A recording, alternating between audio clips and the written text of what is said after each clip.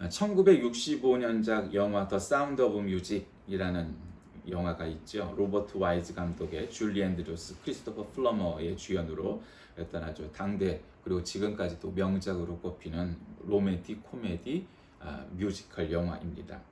그 내용은 대충 이렇습니다. 살츠부르크 수도원의 수련 수녀였던 마리아가 오스트리아 대령이었던 트랍 가문에 가정교사로 들어가게 됩니다. 이 트랍가의 7명의 아이들은 해군 대령이었던 아버지의 엄격한 교육과 통제 아래 있었기 때문에 그런 훈육 방식에 심한 저항감을 느낀 마리아는 대령이 빈에 간 사이 아이들을 산으로 마을로 데리고 다니며 노래를 가르치고 자유롭게 교육시킵니다.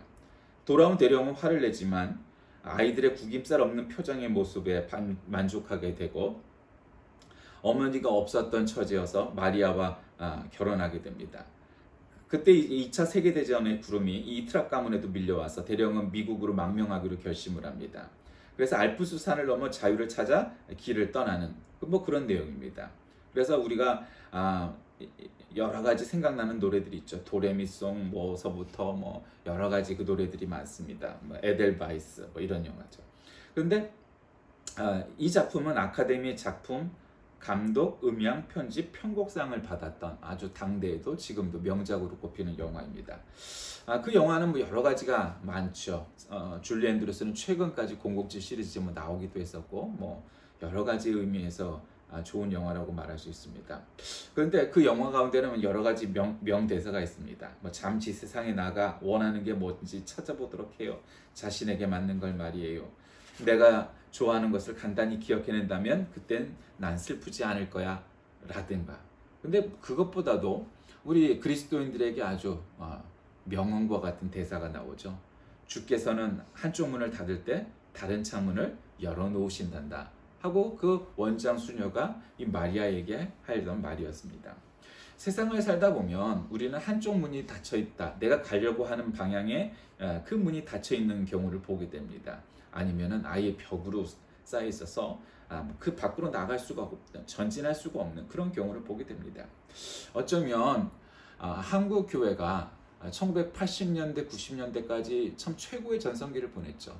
이전에 일제시대 때 그 이전 6.25 뭐 그다음에 경제 성장기, 산업 발전 이 시기에 한국 교회는 참 지대한 영향을 미쳤어요. 한국 역사상 뭐 한국 교회를 빼놓고서는 뭐 교육, 의료서부터 뭐 국가 모든 전반에 걸쳐서 교회를 빼놓고는 생각할 수 없을 만큼 지대한 영향을 미쳤죠. 옛날 영화나 드라마에서 범죄자나 뭐 문제가 있는 사람이 찾아가면 다 교회였고 목사님이었습니다. 근데 요즘은 다 성당이 됐고 신부들이 다 돼버렸죠. 왜 그럴까? 저는 간단히 표현하고 싶습니다. 그거는 바로 우리가 열려져 있던 창문과 문을 닫아버렸기 때문입니다.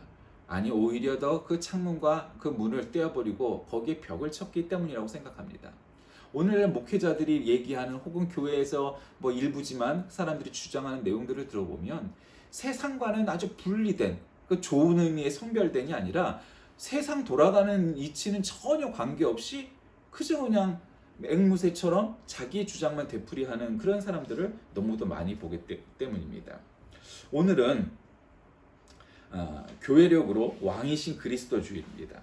교회력의 마지막 주일입니다. 다시 말씀드리면 교회력으로 다음 주부터는 대림절이 시작되고 새해, 새 교회력의 절기가 시작되는 거죠. 이 왕이신 그리스도 주일은 원래 이 로마 가톨릭이나 성공회나 루터교나 또 다른 개신교 모두가 이 주일을 지킵니다. 근데 따지고 보면은 이 주일이 그렇게 오래되지는 않았습니다. 원래 이 왕이신 그리스도 주일이 처음 제정된 것은 1925년 교황 비오 11세 때 그리스도 왕 대축일이라는 이름으로 지어져서 모든 교파들이 그렇게 정하고 있습니다.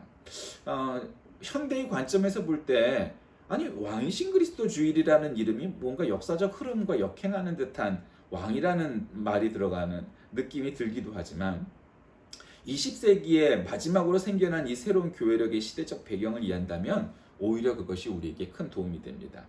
이 1925년 당시 이탈리아의 총리였던 무솔리니가 스스로 최고 통치자가 되는 두체라는 칭호를 사용하면서 파시즘을 강화하고 독일과 전 세계를 공포로 몰고 가던 즈음이었습니다.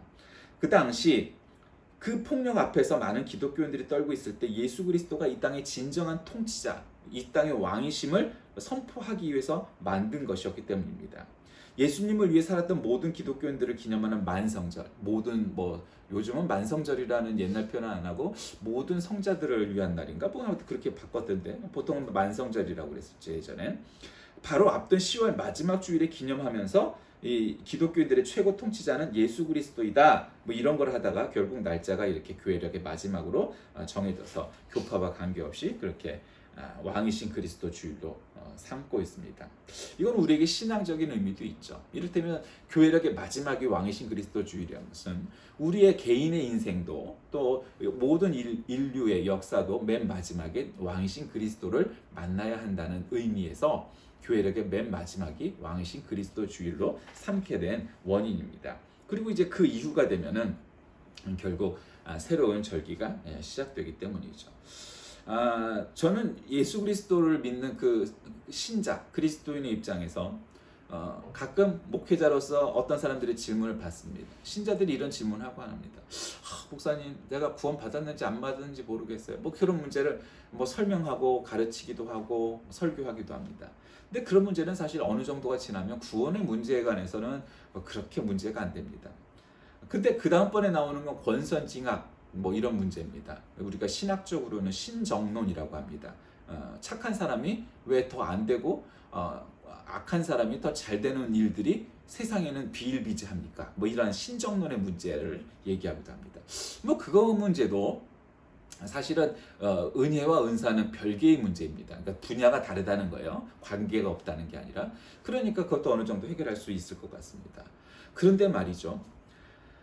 제가 성경을 읽다가 해도 참 읽을 수는 있으나 정말 내가 마음속으로 믿어지거나 혹은 정말 이거는 어렵다 하는 문제는 이런 거죠. 예수님이 제자들과 대화하신 가운데 야, 너희 어떤 사람이 너희에게 왼뺨을 때리고도 오른뺨을 내밀어라. 네 원수를 사랑하라. 참 말은 간단한 문제지만 여러분 정말 우리가 그렇게 마음이 드시던가요? 모든 사람에 대하여서 나의 왼뺨을 때리면 오른뺨을 내밀고 오른뺨을 때리면 왼뺨을 내밀고 원수까지 정말 사랑할 수가 있던가요? 쉽지 않아요. 신자가 돼도 쉬운 얘기는 결코 아니에요. 그럼에도 불구하고 예수님이 우리에게 그렇게 말씀하셨어요. 며칠 전에 제가 혁명과 예수라는 제목으로 말씀을 나눴는데 그 말씀의 포인트는 바로 그거예요. 혁명은 정치적인, 물리적인, 무력적인 것으로 했을 때 그것이 강한 혁명 같지만 그렇지 않아요. 예전에 어떤 역사 선생님이 고등학교 때인가 그런 얘기를 했어요. 간디의 저기는 지가 힘이 없으니까 그랬다고 그렇게 표현을 해요. 그렇지 않아요. 물론 무력으로 그 당시 인도가 영국을 이길 수는 없었겠죠. 그러나 무력이 없어서 어쩔 수 없이 선택한 것이 비폭력 평화운동이 아닙니다. 폭력보다 더 강한 것이 있다는 것도 우리가 유념해야 됩니다. 이소부화를 보세요. 나그네의 외투를 벗기는 내기를 하는데 해와 바람이 경쟁을 하죠. 근데 누가 이기죠? 결국 해가 이겨요. 아이들의 동화와 같은 우화라고 생각하기 쉽지만 여러분 우리가 살다 보면 우리를 꺾어뜨리는 것은 무력이나 폭력이나 강압이나 통제가 아니라는 것을 우리 스스로 너무 잘 알지 않습니까? 우리는 인간입니다. 그래서 우리는 폭력에는 오히려 맞서 싸우고자 하는 마음이 우리에게 있어요. 그런데 우리를 사랑으로, 은혜로 대하는 사람이나 일들에 대해서 우리는 어떻게 해요? 물론 나쁜 놈은 그래도 안 그렇게 하죠. 그러나 그렇게 우리를 다가오는 사랑과 은혜로 다가오는 사람이나 일에는 우리도 마음이 한없이 천사가 될 수밖에 없는 게 사람이에요. 그게 보통 사람이고 일반적인 사람이에요. 그러니까 폭력보다 더 강한 것이 있어요. 그래서 사랑의 원자탄이라는 그런 별명이 붙은 손양원 목사님은 자신의 아들을 살해한 살인자를 자기 양아들로 삼고 죽이지 않게 탄원하면서 끝끝내 양아들로 삼고 사시지 않았습니까? 어떻게 그럴 수 있을까요? 그럼 정말 그렇게 하기 쉽지 않아요. 어려운 일이죠. 그런데 그 일이 벌어졌는데 그럼 원수로 삼고 평생 미워하면서 그렇게 아니면 그 살인자가 무기징역을 받건 혹은 사형을 받건 하면 죽었던 내 아들이 살아오는 것은 아니었을 거예요. 또 그 마음도 한편으로는 이해가 되는 부분도 있죠. 그러니 우리가 인생을 살아가면서 예수 그리스도와 그 믿음에 대해서 얘기할 때 평화의 왕으로 오신 예수님에 대해서 생각해 봐야 합니다. 오늘 특별히 왕이신 그리스도 주일인데 이 에베소서 2장에 관해서는 우리에게 그렇게 했어요. 오늘 가장 한 문장으로 할 수 있는 대표적인 말은 이런 거죠. 14절에 보니까 우리의 화평이신지라 둘로 하나를 만드사 원수된 것 곧 중간에 막힌 담을 자기 육체로 허시고 이렇게 나옵니다. 우리 간에는 내 안에도 그렇고 사람과 사람 간에도 그렇고 단체와 단체 간에도 그렇고 나라와 나라 간에도 그렇고 여러 가지 막힌 담들이 있게 마련이죠. 우리 교회가 할 일은 혹은 믿음이 성경에서 가르치는 바는 뭐예요? 막힌 담을 허물고 그곳에 창을 내고 문을 내어서 그들과 소통하고 그들을 섬기고 그들의 도움이 되라고 우리를 부르신 것을 믿으시길 바랍니다. 어떤 경우에도 우리를 폭력적으로 만들고 우리가 싸워 이기고 짓밟고 통제하고 하기 위해서 우리를 부르시거나 당신의 자녀들을 사용하신 바가 단 한 번도 없습니다. 제자들이 예수님께 예수님이 선생님이 왕이시라는데 아니 기도 한 방 하시면 하늘에 계신 아버지께서 천군 천사를 우리에게 보내주셔갖고 그 군사들로 하여금 로마 제국군을 몰아내고 아주 폭나게 예루살렘 성에 입성하셔갖고 내가 다윗의 자손 예수고 새 예루살렘의 왕이다, 새 이스라엘의 왕이다 선포하시죠. 이런 모습을 기대했는데 어이도 없이 예수님은 호산나 호산나 그저 촌사람들의 그런 찬양 속에 낙이 새끼를 타고 예루살렘 성으로 입성하시는 거예요. 제자들은 백마 타고 멋들어지게 들어가실 줄 알았는데 이건 웬걸? 볼품없는 낙이 새끼 한 마리를 빌려 타고 그것도 자기 것도 아닌 걸 빌려 갖고 와서 타고 들어가신 거예요. 허무했겠죠. 어쩌면 그 제자들처럼 오늘 우리도 예수를 믿으면 무슨 일을 하든지 성공을 하고 사업을 하면 무엇든지 재벌이 되고 공부를 하면은 하버드를 가고 우리는 그런 상상력 속에서 살아가고 있는지 모르겠어요. 예수님이 왕이시라는 것은 세상의 왕과 같이 떵떵거리고 짓누르고 폭력으로 우리를 강압하고 하는 그런 왕이시 아니라 평화의 왕이시오, 사랑의 왕이시오, 은혜의 왕이신 것을 믿으시길 바랍니다. 그리고는 우리를 통제하려고 하지 않아요. 우리에게 자유의지도 주셨고 우리가 삐뚤어 나간다고 해서 그냥 나갈 때마다 그냥 벽을 갖다 탕탕 치면서 안 돼! 하시는 것도 아니에요. 그러니까 우리가 못 느끼는 사람도 있는 거예요. 하나님이 정말 계신가? 예수님은 왜 우리가 잘못 가도 막질 않으시지? 막지 않으세요. 그래서 어떤 사람들은 신기한 것 혹은 신비한 것을 좋아해요. 영국 철학자 스펜서는 신비한 것의 동경에서 종교가 발생한다 이렇게 말합니다. 물론 맞아요. 종교에는 신비가 있어요. 신비한 체험돼요. 특히 카톨릭은 그런 거를 굉장히 중시하죠. 근데 우리 프로테스탄트는 그럼 무슨 마리아상에서 눈물이 흐르고 뭐해서 생수가 돋고 하는 따위의 일에 관심이 없어요. 왜냐하면 그거는 참된 신비가 아니기 때문이죠. 여러분 진정한 기적, 진정한 이적, 진정한 신비 그건 뭘까요? 죄인이었던 우리를 하나님의 자녀로 삼아주셨다는 거예요. 여러분 그거보다 더한 기적이 세상에 어디 있어요? 여러분 우리에겐 자식이 있어요. 아들이 있고 딸이 있어요. 그때 어느 날 갑자기 얼굴도 모르고 알아보니 그냥 저기서 맨날 사고나 치고 하던 놈이 와서 갑자기 나한테 아버지 한다고 생각해 보세요. 이거 말도 안 되는 일이죠. 착하고 아주 모범적이고 그런 애가 와서 나를 아버지 불러도 넌 누구니? 그럴 텐데 이건 아주 죄인 중에 중이고 아주 그냥 인생 말종이고 쓰레기 같은 아이라고 그렇게 사람들에게 부름을 받는 아이가 나한테 갑자기 와서 아버지 그러면은 이거는 어이가 없고 깜짝 놀랄 일이죠. 그것보다 더한 일이 우리에게 벌어졌는데 그것이 바로 구원이에요. 예수님께서 우리에게 오신 것은 아무 관계도 없어서 우리 죄 때문에 아버지를 아버지라고 부를 수 없었던 홍길동의 입장에 서 있던 우리에게 내가 너를 아버지라 부르게 인정해주마. 내가 너의 아버지가 될 것이다. 되었다. 그러니 불러라. 하고 우리를 자녀를 삼아주신 거예요. 그게 바로 평화의 왕, 은혜의 왕, 사랑의 왕이 되신 예수님의 모습인 거예요. 에베소 교회는 계시록에 나와 있는 교회 중 첫 번째 소개된 교회입니다. 이스라엘 아시아 땅에 있었던 이방 땅의 교회였죠. 11절 12절에 보면 예수를 믿기 전 이방인의 모습이 나옵니다. 그들은 이방인이에요. 아다시피 이 이스라엘 사람들 입장에서 이방인들이라는 것은 개, 돼지, 만도 못한 그런 사람이라고 여겼어요, 그 당시에. 사실은 지금도 유대인들은 유대인들 말고는 사람들을 사람같이 잘 안 보죠. 이 당시는 더하면 더했지 덜하진 않았을 거 아니에요. 그런데 문제는 유대 사람들 중에는 소위 보수적인 사람들은 어떻게 생각하겠어요? 야, 이방인이 무슨 예수를 믿어? 니들이 하나님을 알아? 토라 율법을 알아? 니들이 뭐를 안다고 예수를 믿는다 감히 얘기해? 우리 정도는 돼야 예수를 믿는다고 말하는 거야 라고 유대인들이 생각을 했단 말이에요. 오늘날 우리가 정말 많이 볼 수 있는 모습 아닌가요? 너는 죄인이니까, 너는 한국 사람이 아니니까, 너는 경상도 사람이 아니니까, 뭐 여러 가지 그런 담들을 세워놓고선 결국 우리도 그렇게 편가름을 하고 나누고 분리해버리잖아요. 그 이방인들을 경멸했어요. 그런데 사도 바울은 에베소교에 편지를 보내면서 야, 너희들이 이방인이라고 무시받지?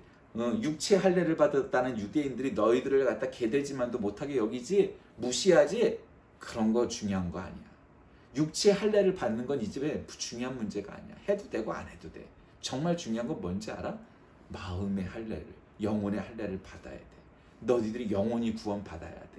그럼 너희들은 유대인들을 만나도 꿀릴 게 없어. 하나님 앞에서 너희들은 다 똑같은 자녀들일 뿐이야 라고 가르치고 있는 거예요. 14절에 보면 유대인과 이방인 사이에 중간에 막힌 담이 있다고 말을 합니다. 유대인과 이방인은 결코 만날 수 없는, 즉 벽을 쳐 있는 막힌 담으로 분리가 되어 있는 사람들이었어요. 예루살렘 성전에 가도요, 성전 둘레에는 제사장의 뜰이 있고 뜰 동편에는 유대인의 뜰이 있고 뭐 다 유대 남자만 들어가요. 여자들은 아니에요. 그리고 또 가서 여인들의 또 뜰이 나와요. 거기는 이제 여자들만 들어가요. 근데 이 세 뜰은 모두 동일한 높이에 있었어요. 거기서부터 5계단 내려온 벽이 있고 벽의 다른 한쪽으로 14계단을 내려오면 또 다른 벽이 있고 뭐 하여튼 또 그 성막에 대해서 성막 좋아하시는 분들이 있죠. 뭐 그런 거 아마 있어요. 그러니까 중요한 건 뭐냐면 구약 시대 때는요. 그리고 예수님 당시에도 그와 같이 유대인과 이방인들의 벽이 담으로 나눠져 있었다는 거예요.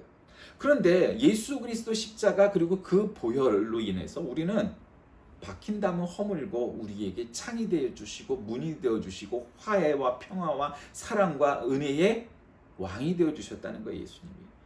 하나님과 화해하기를 원하는 자는 어떻게 하라고 성경이 가르치죠? 먼저 분쟁이 있는, 다툼이 있는 사람에게 가서 화해를 이루고 나에게 찾아오라 말씀하세요.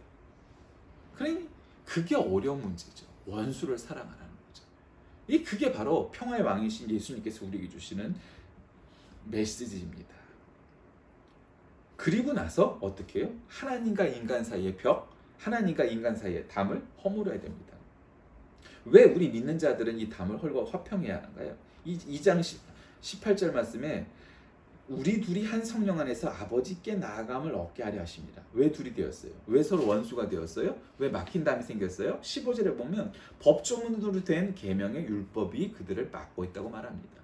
이게 무슨 뜻일까요? 성령이 없는 법조문, 다시 말씀드리면 법, 규칙, 율법 따위의 문제들이에요. 그래서 사람들은 뭔가 디테일하게 나눠놓죠. 자꾸 별 쓸데 없는 것 같은 법도 만들어요. 물론 때때로 그런 법들이 유용하기도 하죠. 그런데 그런 율법은, 그리고 법은 시각에 따라서 해석이 달라져요. 똑같은 법도 마찬가지예요. 그러니 재판이라는 걸 하고 그것도 3번이나 하는 거 아니겠어요? 근데 그 재판이 다 끝났는데 20년 뒤에 보니까 살인자라고 했던 사람이 살인자가 아니게 돼서 재심 청구를 또 해야 돼요. 왜 그래요? 사람은 완전하지 않기 때문이에요. 지금도 변호사라는 사람들 나와서 하는 소리 보면 헛소리 획획대는 많아요. 왜 그래요? 그 사람들도 그저 무지몽매한 죄인이기 때문이에요. 그러니까 법이라는 것이 완전한 게 아니에요. 필요는 하되 필요한 아주 필수적인 최소한의 필요악이지 그렇다고 해서 그게 모든 걸 해결해지지 않아요. 내가 말씀을 많이 안다고 혹은 신앙생활을 오래 했다고 우리 집안이 목회자 집안이 우리 집안이 장로 집안이고 어쩌고 저쩌고 그런 일들이 막힌 담을 세우는 사람들인 거예요. 십자가로 담을 허물라는 것은 바로 내가 다른 사람과 벽을 세우고 담을 세운 것은 아닌가 하는 것입니다. 교회에 뭐 4대 기능이 있느니 뭐 이런 얘기를 해요. 예배, 봉사, 친교, 그다음에 교육 뭐 이런 것들이죠. 뭐 그런 거. 이게 다 모르는 거예요. 나를 하나님께 드리라는 거죠. 그리고 그것을 사람들에게 헌신하라는 거예요. 그것이 십자가의 도예요. 그것이 제자도예요. 그 희생을 혹은 그 봉사를 통해서 인격적으로 혹은 의견적으로 달랐던 사람들이 성령으로 하나가 될 수 있는 거예요. 둘이 하나가 되어야 한 성령으로 하나님 앞에 나아갈 수 있다고 가르치는 거예요. 그래서 요한일서 4장 20절에 누구든지 하나님을 사랑하노라 하고 그 형제를 미워하면 이는 거짓말하는 자니 보는 바 그 형제를 사랑치 아니하는 자가 보지 못하는 바 하나님을 사랑할 수 없느니라 말씀하십니다.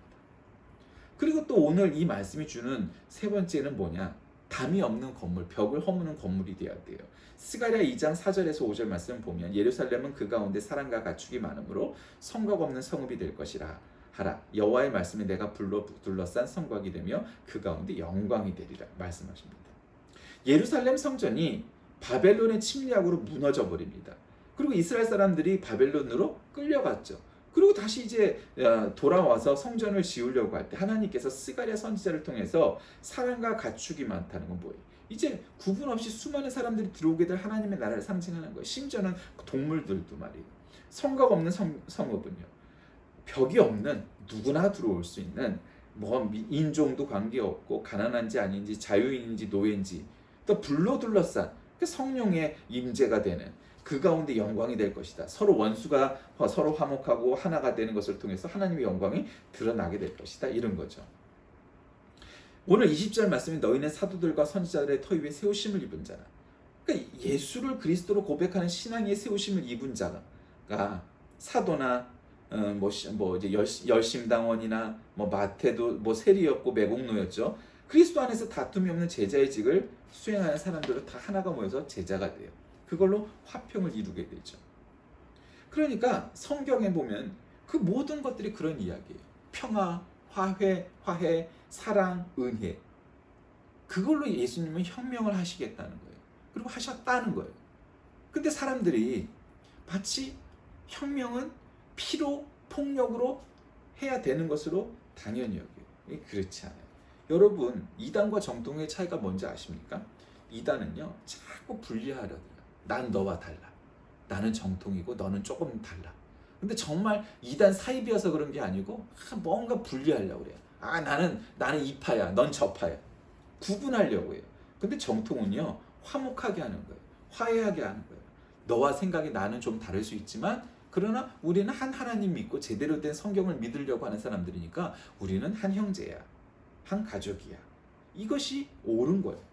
예수님이 우리에게 가르치신 것은 바로 그것이 복음이라고 말씀하시고 그것이 평화의 왕으로 오신 예수님께서 보여주신 십자가의 진리입니다. 뭔가 조금 다르면 막 분리하려고 하는 사람들은 옳지 않은 거예요. 그건 참된 복음을 믿지 않는 사람들이 하는 일이에요. 자, 말씀을 정리하려고 합니다. 바울은 오늘 성경에서 그리스도 안에서 새로운 피조물 된 인간이 하나님의 긍휼과 은총 앞에서 어떻게 응답해야 할 것인가를 말씀을 해주세요. 오늘날 우리에게 중요한 것은 무엇입니까? 평화와 화해의 사도가 되어야 된다는 거죠. 정말 우리가 그렇게 살고 있습니까? 이 세상에 너무나 막힌 담이 많고 벽이 많아요. 좀 우리는 오늘날 21세기 들면서 한국교회가 이렇게 자꾸 위축이 되고 뭔가 세상의 비주류와 같은 입장이 되고 뭔가 세상을 이끌어가지 않고 이끌려가고 칭찬받기보단 비난받고 하는 일들이 많아지는 까닭은 교회가 창과 문을 닫아버리고 벽과 담을 세워버린 까닭은 아닐까요? 예수님은 오늘 이 에베소서 2장 말씀을 통하여서 우리에게 막힌 담을 허물고 문을 만들고 창문을 만들라고 말씀하십니다.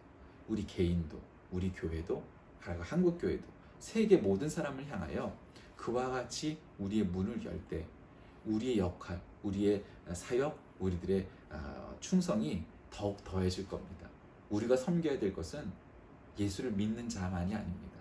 믿지 않는 자에게도 그 손길이 필요합니다. 그를 위해 우리를 부르셨고 우리는 그것을 선교라고 말합니다. 우리하고 같은 신앙, 같은 생각을 가진 사람이 아니라 우리와 다른 생각, 다른 의견을 가진 사람들을 전도하려고 우리를 하나님의 자녀로 삼으셨기 때문입니다. 이것이 바로 평화의 왕으로 오신 예수님께서 우리에게 보여주시는 하나님의 은혜요.